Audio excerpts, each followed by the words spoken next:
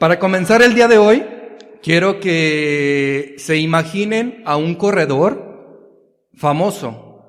Puede ser un corredor como, se me viene a la mente Usain Bolt, en la antigüedad Asafa Powell, que los dos son jamaiquinos.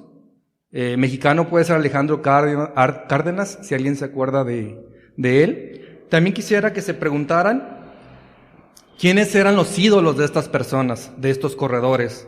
Más en la antigüedad había una persona llamada Carl Lewis, que es apodado el Hijo del Viento.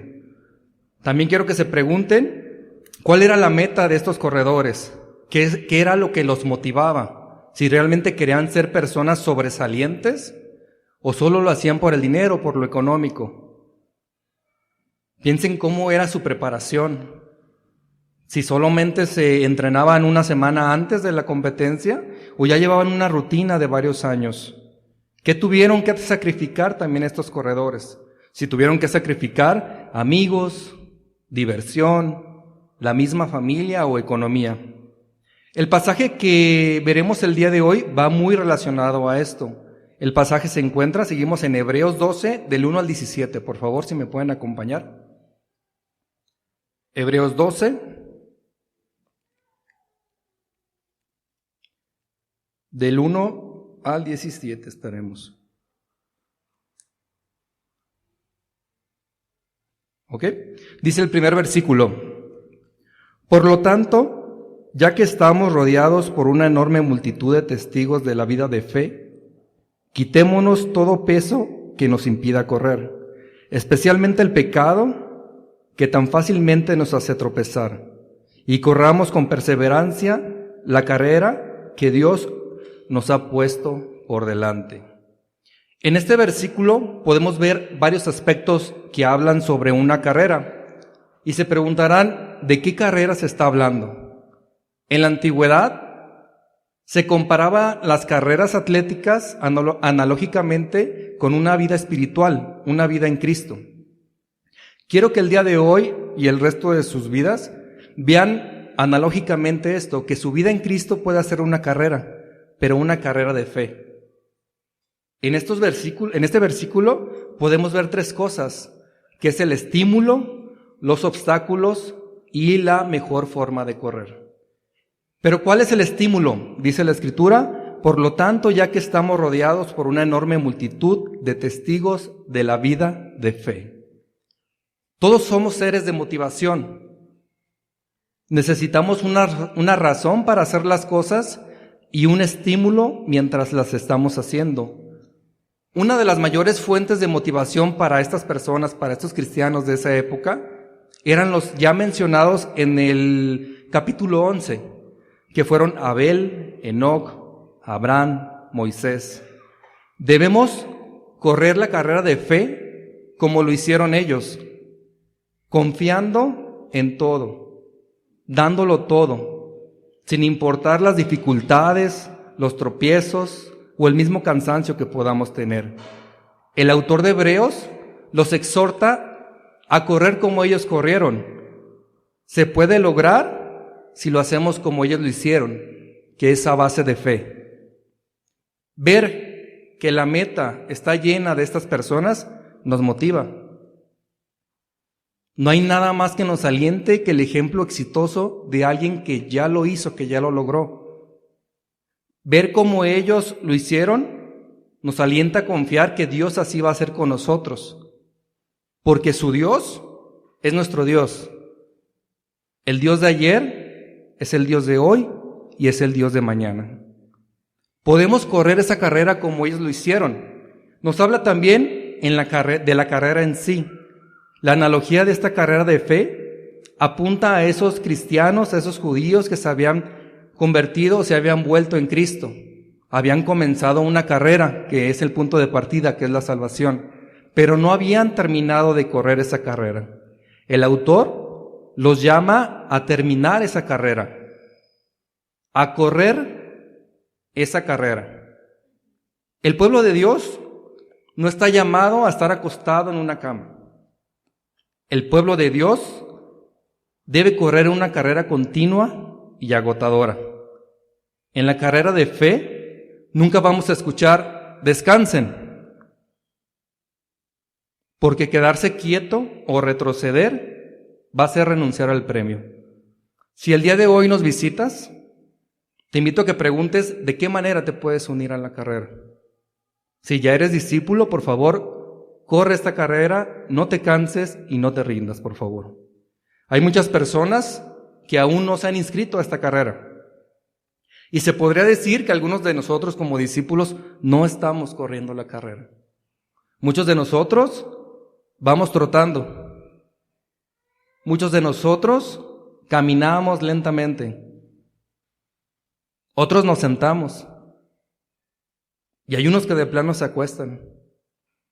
La carrera de fe no es un paseo matutino. Necesitamos correr dentro de la carrera. Y debemos de correr con perseverancia. Perseverancia es la actitud constante y determinante de seguir adelante. Continuar cuando todo dentro de ti te dice, ríndete. No sé si les ha pasado que los que tengan hijos pequeños, que quieren aventarse unas carreritas, ¿no? Con un sprint con sus hijos. Y yo como a la mitad de la distancia ya te empiezas como que a cansar. Empiezas a querer a bajarle la velocidad. O a mí me han dado ganas de aventarme al suelo y rendirme. Y aunque la vida cristiana puede tomarse como una carrera corta, como una carrera de 100 metros planos, es mayormente comparada con un maratón, con una distancia de 42 kilómetros, que lo que se necesita para esa carrera, para ese maratón, más que nada es resistencia. Así viven algunas personas su cristianismo, como si fuera una carrera de 100 metros. Comienzan muy rápido, pero conforme va avanzando esa carrera, se van cansando y por último se rinden. La carrera cristiana es un maratón, porque la iglesia siempre ha tenido discípulos de carrera corta. Pero el Señor está buscando quien de verdad quiera correr largas distancias. Habrá obstáculos, habrá dificultades, habrá cansancio, pero debemos de correr con perseverancia para poder ganar. A Dios le interesa más la constancia que la velocidad.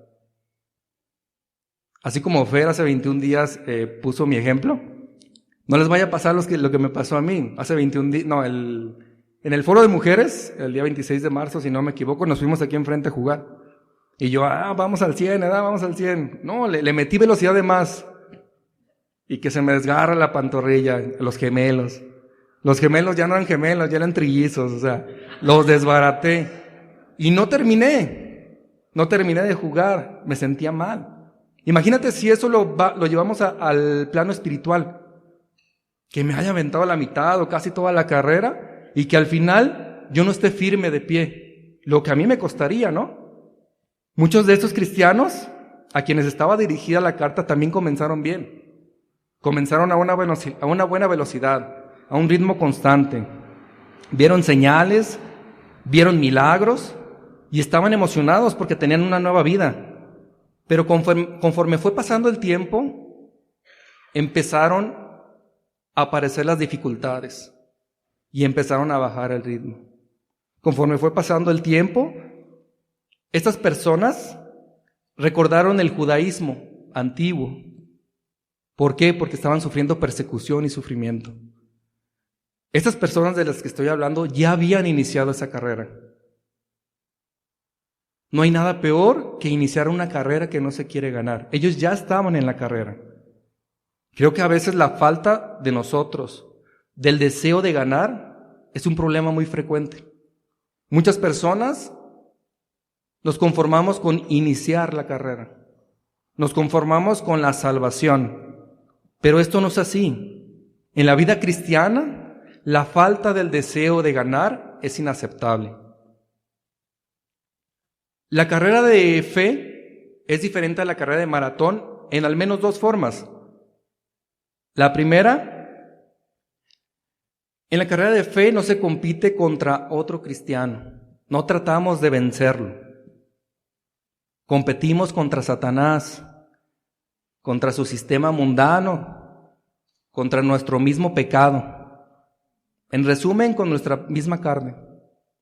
Y la segunda diferencia es que en el maratón transformamos y acondicionamos nuestro cuerpo. Pero en la carrera de fe, lo que debemos de transformar y lo que debemos de acondicionar es nuestro corazón. También dice la Escritura en la parte B, quitando todo peso que le impida correr. Uno de los mayores problemas que enfrenta un corredor es el peso. Y el peso se puede definir como que es el bulto de algo. No necesariamente tiene que ser malo, pero disminuye tu energía y te jala hacia abajo. En este caso, nosotros como discípulos, el peso puede ser toda cosa que tú tengas que dejar para correr ligero. Puede ser el peso de las preocupaciones del día por día. Puede ser el peso de la religiosidad. Puede ser el peso del materialismo. Debemos de quitar ese peso porque si llevamos ese exceso de peso no podremos ganar, no podremos avanzar. Y como les comentaba, el problema no es en sí el peso. El problema es lo que provoca el peso. ¿Qué provoca? Que evitamos efectivamente. Yo no veo atletas que vayan al maratón y tengan amarradas sus pielas polainas o chalecos con peso extra, ¿no? Yo no los veo así. De hecho, el mismo peso corporal es el adecuado. Una de las pruebas más sencillas y más confiables para los corredores es pesarse día con día. Eso denota si tú estás en una buena forma. El exceso de ropa también puede ser un obstáculo. Los uniformes que son muy bonitos y todo, es muy bueno para la estética. La sudadera es muy buena para calentar. Pero cuando tú llegas a una carrera, tú debes de llegar lo más ligero posible. Nadie sube al Everest con una mochila llena de gogles para nadar o ropa de playa, ¿no? Porque no son cosas útiles para llegar a la cima. El peso de estas personas, de estos cristianos, de los hebreos, era el legalismo judío. La mayoría de aquellas personas tenían el legalismo, regresaban al legalismo judío. Y las cosas no eran malas en sí, pero estaban absorbiendo toda la energía de la vida cristiana. Se preocupaban que si los templos, que si las ceremonias, que si esto sí se va a poder, esto no se va a poder. Se desgastaban con eso, era un peso innecesario con el cual no iban a ganar. Nosotros mismos como discípulos podemos ser un peso para otro hermano. Aparte de no estar corriendo, nos sentamos en la pista y las personas que realmente están corriendo nos tienen que rodear o en su caso cargarnos. Satanás no pone todos los obstáculos, a veces nosotros hacemos el trabajo por él. Continuamos en la Escritura, en la parte C, que dice, especialmente el pecado que tan fácil nos hace tropezar. El pecado es el mayor de los obstáculos en una vida cristiana. Obviamente todo pecado obstaculiza, pero este en particular, el de la incredulidad, no va ligado a la carrera de fe. La duda y la vida de fe se contradicen mutuamente. La incredulidad es algo que no nos deja correr, que se queda a nuestros pies, que no nos amarra. La incredulidad hace que tropecemos cada vez que nosotros queremos avanzar y acercarnos a Dios. Continuamos leyendo, por favor, el versículo 2, que dice, esto lo hacemos al fijar la mirada en Jesús, el campeón que inicia y perfecciona nuestra fe. Debido al gozo que le esperaba, Jesús soportó la cruz sin importarle la vergüenza que ésta representaba.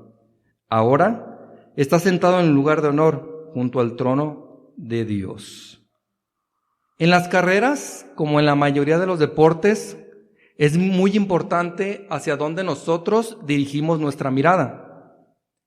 Nada te va a sacar más de una carrera que el de mirar hacia atrás o a un lado, o el de mirarte los pies. La carrera cristiana es muy semejante a esto. Hay muchos discípulos que estamos corriendo viéndonos los pies. Estamos así con la mirada hacia abajo, aquí a corto plazo. Estamos demasiado enfocados en nuestro presente, en lo que se está haciendo en el aquí y en el ahora. Cuando yo volteo a ver a mis pies y empiezo a correr, yo no dimensiono lo que está alrededor.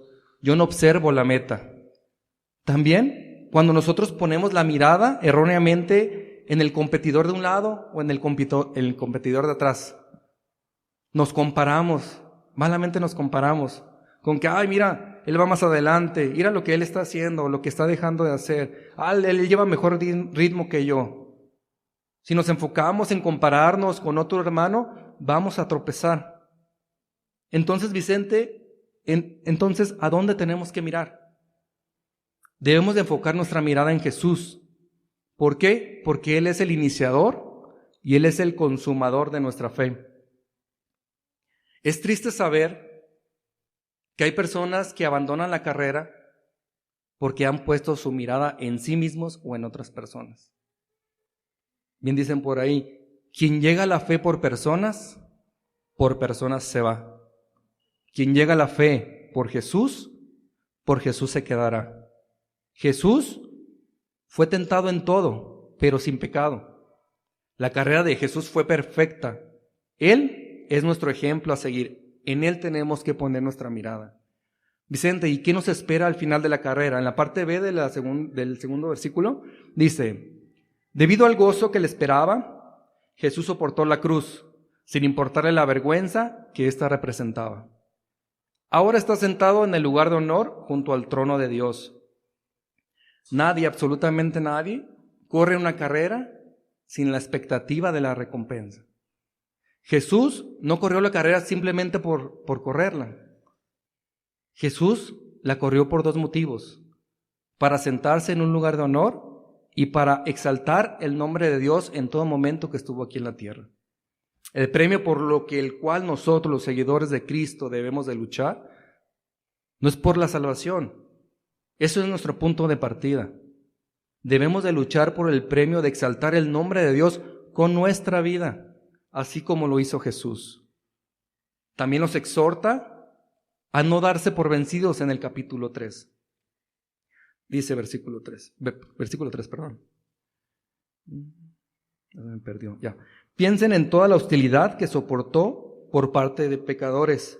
Así no se cansarán ni se darán por vencidos. Debemos de leer este versículo cada que nosotros nos cansemos, cada que nuestra fe esté agotada, cada que pensemos que Dios nos ha dado la espalda, debemos leer este versículo. Parte de poner nuestra mirada en Jesús es entender que todo lo que nosotros estamos llamados a soportar en esta vida no se comparará con todo lo que tuvo que soportar Él. ¿Y qué soportó Él? Versículo 4. Después de todo, ustedes aún no han dado su vida en la lucha contra el pecado. Todos los cristianos a los que estaba dirigida esta carta estaban sufriendo persecución por su ruptura con el judaísmo. Sus amigos y familiares se sentían traicionados. Sentían que le dieron la espalda a las tradiciones y costumbres religiosas con las que habían nacido y crecido. Ahora esos mismos amigos, esa misma familia, eran sus perseguidores. Creo que cuando menciono esto les suena muy conocido, porque en esta iglesia hay una cantidad de situaciones parecidas. Sé de algunas personas que les han dado la espalda por seguir a Cristo. Por su fe, están siendo constantemente atacados. Sé de personas que han escuchado de sus padres: odio tu religión. Tu religión te ha cambiado. Te han lavado la cabeza. Y aún así, ninguno de nosotros vamos a soportar lo que sufrió Jesús, porque ninguno de nosotros hemos dado la vida por el Evangelio. Los cristianos de esa época estaban sufriendo otras cosas, pero otras cosas. No sufrieron lo que sufrió Jesús. Varios de sus sufrimientos realmente eran por su mismo pecado. De hecho, el objetivo de alguno de esos sufrimientos era que maduraran y crecieran. Era disciplinarlos espiritualmente. Disciplinarlos como un padre disciplina a su hijo. Nos explica esto el autor de Hebreos del versículo 5 al 11. Acompáñeme, por favor. Está un poco largo, pero pongan mucha atención porque hay dos verdades muy buenas. Del 5 al 11. Hebreos 12.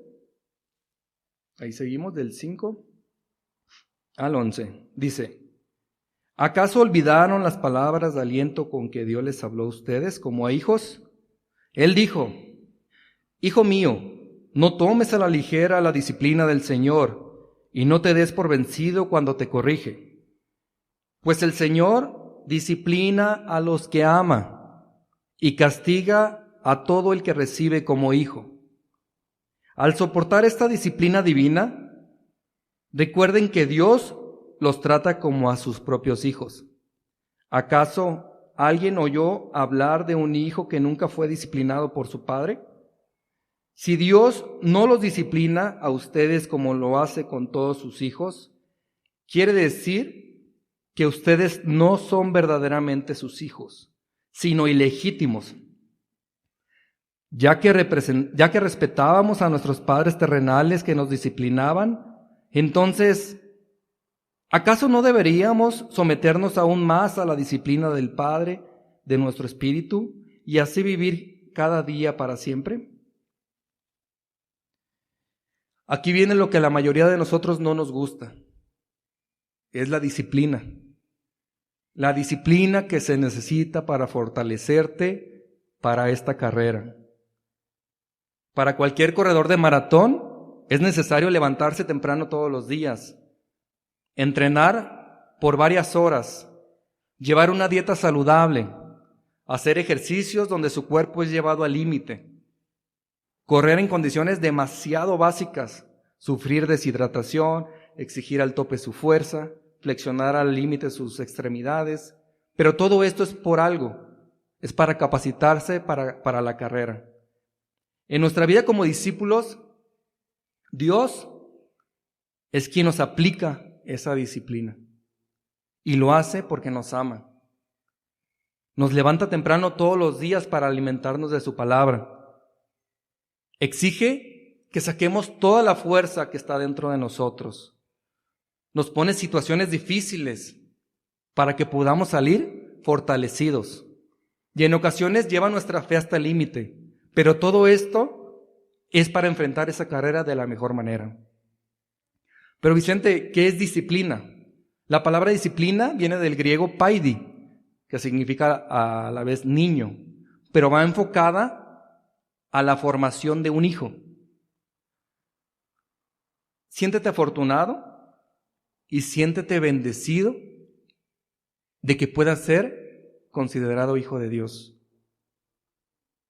y que tú puedas ver a Dios como tu Padre. Les comparto algo, les cuento que yo cuando era niño, malamente, equivocadamente, pero me comparaba o me imaginaba siendo el hijo de otra persona. Yo veía a un padre que era generoso con sus hijos y decía, ay, ¿cómo sería ser su hijo, verdad? ¿Cuánto me llegaría? Yo veía a un padre que era amoroso con sus hijos y me preguntaba cómo sería mi vida si yo fuera su hijo también. Yo veía a un padre interesado en sus hijos y yo quería ser su hijo. Hoy soy hijo de Dios. Soy hijo de un padre generoso. Soy hijo de un padre amoroso. Soy hijo de un padre que siempre está al pendiente de mí. Y como cualquier hijo que se ama, también se disciplina. En ocasiones he escuchado de algunos padres terrenales que la razón por la que no ejercen disciplinas a sus hijos es porque con ellos de niños ejercieron esa disciplina y no les gustó. Pero no observan que gracias a esa disciplina tuvieron una formación correcta.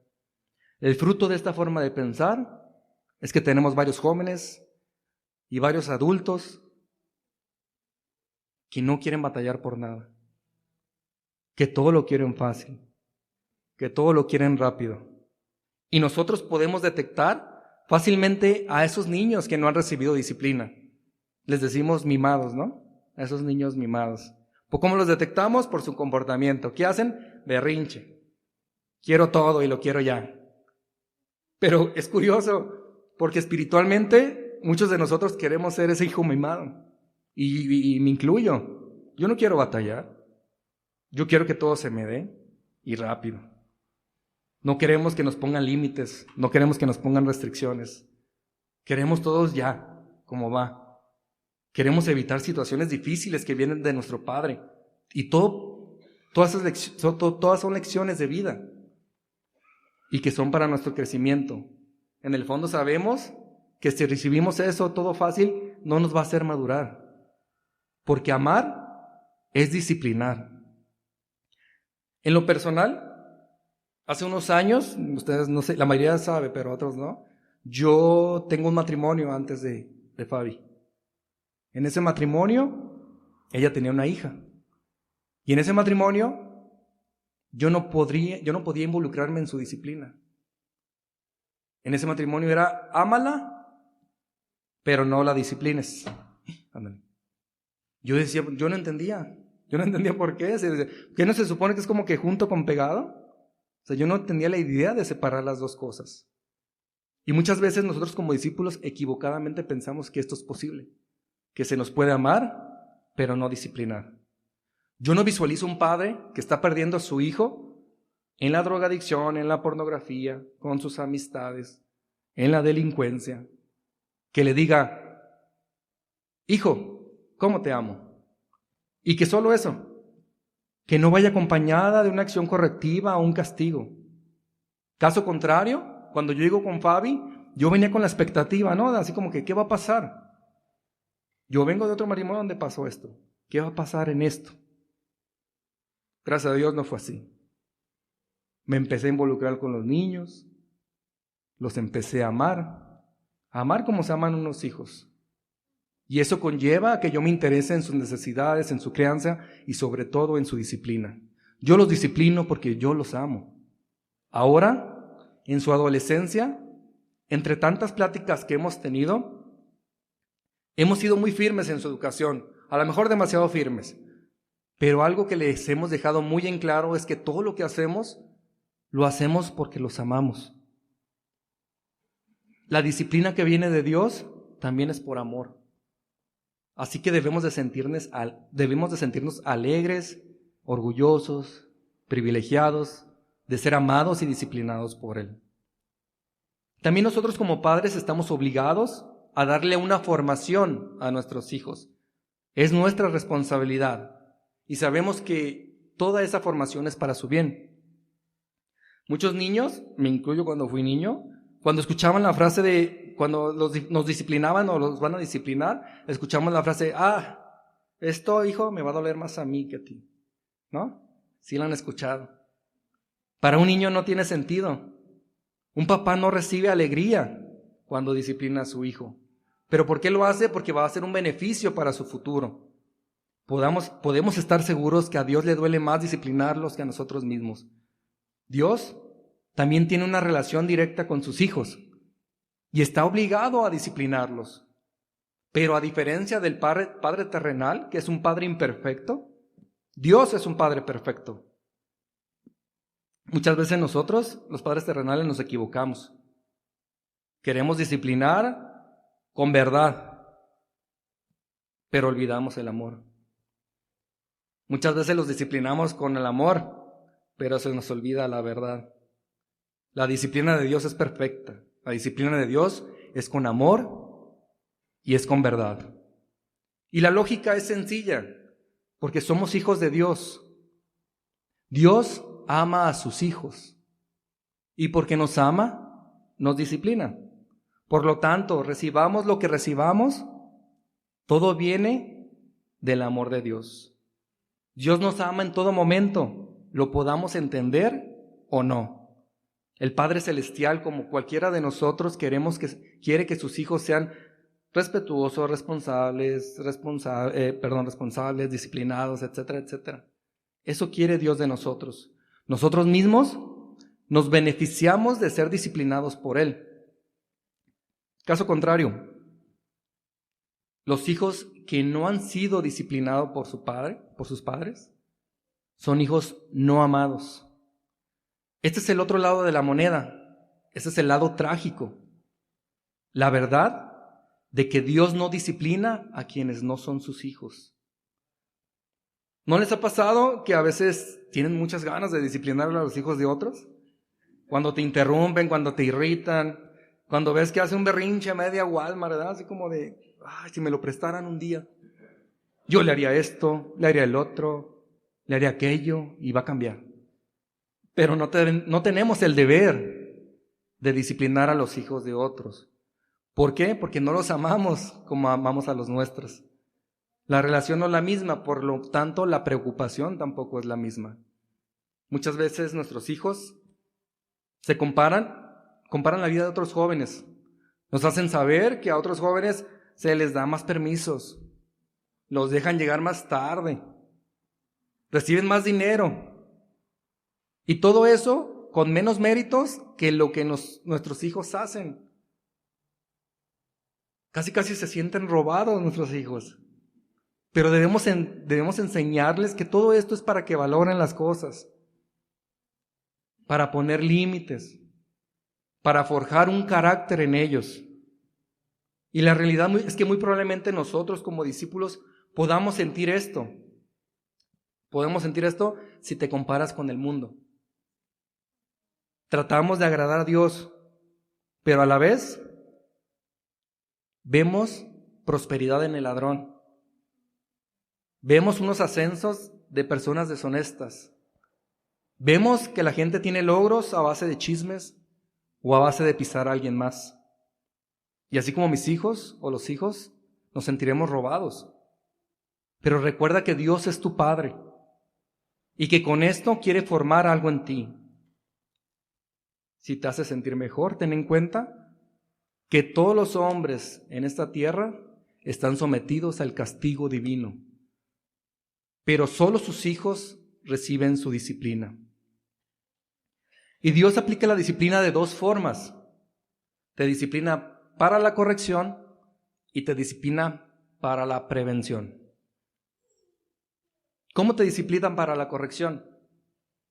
Hay disciplina que no la aplica directamente por nuestro pecado. Cuando nosotros ya pecamos. Tenemos el ejemplo de David, que Dios lo disciplinó por su lujuria con Betsabé. ¿Qué trajo esto? Trajo homicidio. Muchas gracias. La lujuria con Betsabé produjo adulterio y homicidio. Pero Dios no lo disciplinó desde la ira. Dios lo disciplinó desde el amor. David no perdió su salvación, pero hubo una reprensión. ¿Qué reprensión hubo? Falleció el hijo con Betsabé y dolores incontables con los otros hijos. Con todo esto, David fue mejor cuando se le aplicó la disciplina. Dios tenía un propósito. ¿Qué propósito era? Que David se acercara más a él, que no volviera a pecar y ayudarlo a crecer y a madurar. Cuando disciplinamos a nuestros hijos, aun en las cosas que son graves, no los expulsamos de la familia. Los disciplinamos para poder corregir su comportamiento, no para rechazarlos. Dios tampoco nos expulsa de su familia cuando caemos en el pecado. Quiere que nos acerquemos más a Él, quiere que podamos crecer y madurar. Hay ocasiones donde la disciplina de Dios viene directamente. ¿Cómo viene directamente? Cuando evidencia tu pecado. Lo evidencia contigo, lo evidencia con alguien más. Y hay otra forma que es indirectamente, que es cuando usa a uno de nosotros, nuestros hermanos en la iglesia, como para venir con amor y verdad y hacerte ver el pecado. He comprobado en lo personal que es mucho más fácil recibir la disciplina de Dios directamente que me la mande a través de un hermano. Nos ponemos difíciles. Tenemos pensamientos como de, pues si en algo te ofendí, discúlpame, ¿verdad? Así como, No, yo estoy bien, tú estás mal. Así nos ponemos. Ha pasado que Dios me corrige Dios me disciplina a través de otro hermano y no se siente bonito. Y menos cuando el otro hermano tiene razón, ¿no? Es incómodo, y la cabeza empieza a decirte como que, ay, este hermano, ¿quién es este para venir a decirme esto, no? Él también tiene cola que le pise. Es más, ni fue para tanto. Así tenemos la actitud. Pero la realidad es que este tipo de corrección es para que nosotros podamos crecer y madurar y avanzar en esta carrera. No sé si se acuerdan, pero a mitad de semana Steve Brown dijo, nosotros somos libres de tomar las cosas como nosotros queramos. Pero en el transcurso de esta carrera te vas a dar cuenta de que si lo tomas positivamente, en esta carrera tus piernas se van a endurecer, empiezan a hacerse como más ágiles, con mayor estabilidad, ¿no? Por lo contrario, si nosotros somos negativos, empiezan a flaquear, empiezan a debilitarse, ¿no?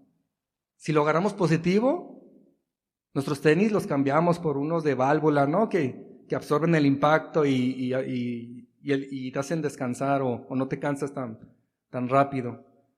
Si somos negativos, tenemos los mismos tenis rotos, viejos, que nos van a hacer que nos sigamos cansando.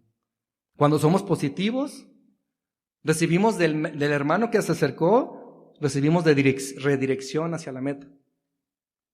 Cuando no queremos verlo, seguimos perdidos. Y no es fácil ver lo positivo cuando Dios te disciplina directa o indirectamente, pero eso evita que nosotros volvamos a pecar. ¿Y cómo disciplina Dios para la prevención? A veces Dios nos disciplina para prevenir el pecado, tal como nosotros ponemos restricciones y límites a nuestros hijos para que no se lastimen. Por ejemplo, nosotros no permitimos que nuestros hijos jueguen en una calle que está muy transitada, ¿no? No permitimos que nuestros hijos jueguen con fuego. No permitimos que si nuestro hijo está chico se vaya solo a la alberca, ¿no? Dios también pone restricciones y límites, y todo para que nosotros no salgamos lastimados. Hay a veces situaciones en la vida o épocas en la vida donde las cosas no van como tú deseas, no están saliendo como tú habías planeado. En ocasiones queremos que Dios nos dé todo y que nos lo dé rápido. Pero quizás Dios no te lo está dando y no te lo está dando para evitarte un peligro, para evitarte un pecado que aún no dimensionamos. Y aunque la disciplina es difícil de aceptar porque conlleva un dolor. Y el dolor no nos gusta. Generalmente yo quiero evitar el dolor. Yo sufro de migraña en ocasiones, no siempre. Sufro de migraña, que es un dolor de cabeza fuerte, que me da náuseas, que me debilita, que me tira en la cama. Pero ya identifico cuando empieza el dolor. ¿Qué hago? Agarro 2 pastillas, me las tomo y evito el dolor. Lo mismo pasa con la disciplina divina. En ocasiones causa dolor. Y causa un dolor que no queremos soportar.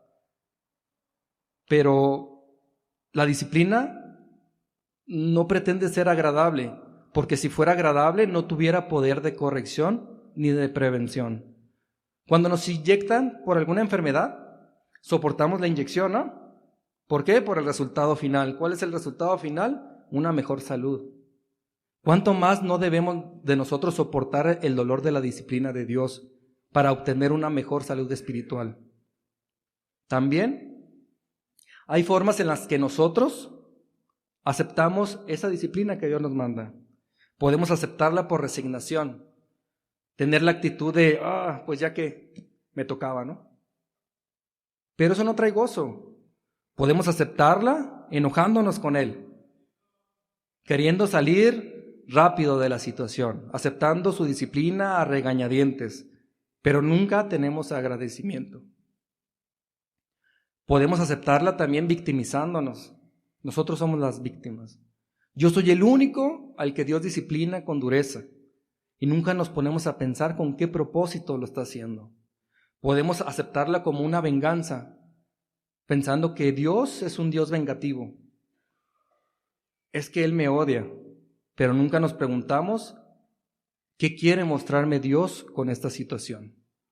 Y hemos llegado a la forma correcta de aceptarla, y la forma correcta es porque viene de un Padre amoroso. Dejaremos de victimizarnos cuando entendamos que la disciplina de Dios viene de un manantial lleno de amor y siempre será para nuestro bien. Así nosotros tendremos gozo y agradecimiento en nuestro corazón. Toda la disciplina que proviene de Dios es para que podamos fortalecernos en esta carrera de fe. Más adelante el autor de Hebreos nos da unos consejos. En el versículo 12 nos dice: por lo tanto, renueven las fuerzas de sus manos cansadas y fortalezcan sus rodillas debilitadas. Tracen un camino recto para sus pies, a fin de que los débiles y los cojos no caigan, sino que se fortalezcan. Es difícil recorrer esta carrera sin fatigarnos, sin cansarnos o en muchas ocasiones desmayarnos. Lo primero que le ocurre a un corredor cuando se cansa es de que sus manos se van cayendo. Después siguen sus rodillas, comienzan a debilitarse, la zancada ya es más cortita, es más lenta. Y puede que el día de hoy tú te sientas así hoy, te sientas cansado, te sientas agotado. No quieras seguir viniendo a la iglesia, o tienes un desinterés o te quieras rendir. Esta escritura nos invita a renovar fuerzas, porque la fatiga es algo que nos quita el deseo de ganar, el deseo de llegar a la meta. Y muchas veces necesitamos rehidratarnos. En la carrera, llegar a esos puestecitos donde tienen sus botellitas de agua y agarrar una y vas para adentro, ¿no? En el cristianismo estamos llamados a renovar fuerzas. ¿Y cómo las renovamos? Redirigiendo nuestra mirada en Jesús, porque Él es esa agua que da vida. Continuamos en el versículo 13, que dice: tracen un camino recto para sus pies a fin de que los débiles... ¿Hay leída? Tracen un camino recto para sus pies a fin de que los débiles y los cojos no caigan, sino que se fortalezcan. Cuando corremos, la mayoría de las veces dejamos huellas atrás. Y esas huellas van a guiar o van a perder a alguien. En este caso podemos hablarlos en nuestro ejemplo como a los hijos, ¿no? Tener mucho cuidado de que nosotros dejemos huellas rectas y no en zigzag. En todas las iglesias hay personas más propensas a agotarse, a cansarse o a rendirse. Es el deber de los corredores más fuertes el inyectar ánimo al que ya está cansado. No hay mejor ofrenda para Dios que animar a ese hermano que está al borde de la renuncia. El cristiano, el discípulo, tiene un doble deber. Es para Dios, el deber para Dios y el deber para el semejante. Continuamos leyendo, por favor, el capítulo 14 que dice: esfuércense para vivir en paz con todos y procuren llevar una vida santa, porque los que no son santos no verán al Señor.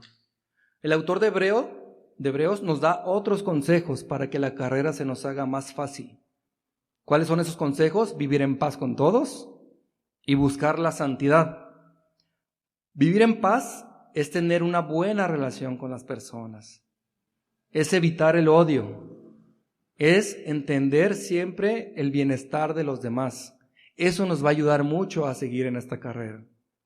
También nos invita y nos aconseja a vivir en santidad. Debemos entender que nuestra vida debe de ser agradable para Dios y no para las personas. En ocasiones nos queremos amoldar al mundo y eso hace que mi vida no sea una vida que le agrade a Dios. ¿Qué peligro, Vicente, podemos correr si no se siguen estos consejos? Al no renovar fuerzas, nos cansamos y nos rendimos. Al no buscar la paz, estamos en una guerra continua siempre con nuestros hermanos. Al no buscar la santidad, llevamos una vida mundana. Lo que está en peligro es perder la oportunidad de la gracia de Dios. Lamentablemente hemos perdido a varias personas y otras se están quedando atrás. En esta vida no hay oportunidad que no se pueda perder. La gracia de Dios nos da esa oportunidad, la oportunidad de estar en presencia de Dios. Pero quizá nosotros por lentos, por perezosos o por negligentes perdamos esa oportunidad. Terminamos leyendo la Escritura 16 y 17 que dice: asegúrense de que ninguno sea inmoral ni profano como Esaú, que cambió sus derechos de primer hijo varón por un simple plato de comida. Ustedes saben que después, cuando quiso recibir la bendición de su padre, fue rechazado. Ya era demasiado tarde para arrepentirse, a pesar de que suplicó con lágrimas. Para resumir todo lo que hemos dicho, el autor de Hebreos pone o cita el ejemplo de Esaú, que se encuentra en el libro de Génesis. ¿Quién es y qué hizo Esaú? Esaú era el hijo mayor de Isaac y era el consentido. Cierto día Jacob estaba preparando unos alimentos, una comida. En eso Esaú llegó a la casa hambriento porque venía del campo. Esaú le pidió de comer de ese platillo que estaba haciendo, pero Jacob, a cambio, le pidió todos los derechos de hijo mayor. Y Esaú aceptó, diciendo que no le servían de nada en el aquí y en el ahora. Estaba despreciando esos privilegios. Se dice que Esaú se entregaba a los placeres de este mundo, despreciando esa herencia de ser hijo mayor. Al final de los días, Esaú suplicó con lágrimas la bendición de su padre, pero ya era demasiado tarde.